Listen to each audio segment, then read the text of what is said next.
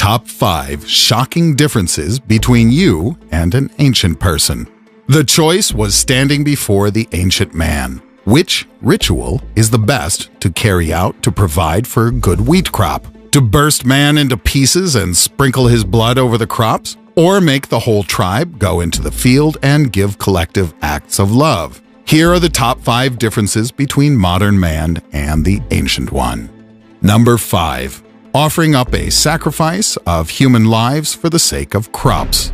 The development of agriculture was at a low level in ancient times, and there were no fertilizers for obtaining better crop growth. But there was another way to boost productivity: human sacrifice. For example, ancient Mexicans brought human sacrifices at all stages of maturation of maize. Newborn babies were sacrificed at the time of sowing when the harvest began to sprout. Older children were sacrificed, and so on until full maturity, when elderly people were sacrificed. Young women have been sacrificed in other tribes. There is a detailed description of the ritual. It was a girl, 15 years old. She was tied to some kind of likeness of the gallows, and she was roasted over low heat. Then she gets shot from a bow. A chief tore the heart out of the victim's chest and ate it. Later, meat was separated from the bones of the body and carried into the field, where blood was squeezed onto the sown grain. Number 4. Numerous taboos. Ancient people had been very religious and had a lot of fears and superstitions. In the issue of haircuts, it is important to choose the model of hairstyle today, where there was taboo to the hair and therefore on cutting hair in ancient times. When there arose a need to cut your hair, it was necessary to accept measures. For example, leaders of the Fiji Islands always ate a man before the procedure to appease the gods and not lose their strength. To spit in a public place? It's just an excuse to show your discourteousness today. There was a taboo on spitting in ancient times because our ancestors believed that the enemy could pick spitting filth and bring it to its owner. So everywhere, leaders are accompanied by a servant with a portable spittoon in the Sandwich Islands. The servant carefully buries its contents every morning, so it does not fall into the hands of enemies.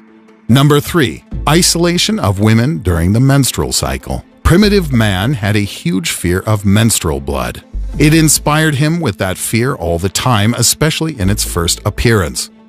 The girl during puberty rather hastened to the drugstore today, and they were crammed for 4 or 5 years in cramped cage homes in ancient Ireland. All this time they were carried out in the dark without the right to walk on the ground.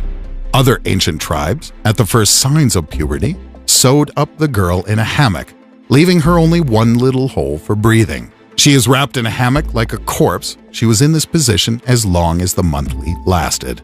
As with the first menstruation, and later, a woman was always subjected to further isolation. It was believed that she was the cause of many disasters in this period. If she drops her shadow on flowers, they will fade. If a woman sits astride a horse, the animal will die, and much more. Number 2. The extension of the powers of evil. If a modern man is sick, he is likely to consult a doctor. Ancient people also believed that disease can be transferred to an animal. Many tribes sprinkled goats with the blood of a severely ill person and then chased the animal away. It was believed that the terrible illness would go away with the goat. Hence the expression, a scapegoat. A human could also act as the scapegoat. Sometimes they selected the victim and carried him or her out in all quarters of the city during the plague. So she took the disease. After that, the human was choked in a sacred place. It was believed that the illness died with the victim. Number 1. The ratio of the sexes and its effect on vegetation.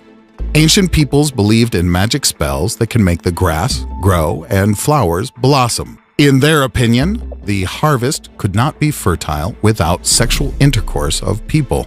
The men refrained from communicating with their wives for 4 days before planting of seeds in the ground. The night before sowing, they were surrendering to satisfy their passions. All men and women of the tribe were going out in the field for collective copulation. To achieve fertility of the trees, the same means were used to stimulate crop growth. For example, if the crop of clove plantations promised to be poor, the men went naked to the plantation at night and were shouting, "More cloves!" They made an attempt to fertilize the trees as if it were women. You can buy cloves in any supermarket today. Do not forget the history of your ancestors. Put likes for the channel and subscribe if you enjoyed this video. Thanks for watching.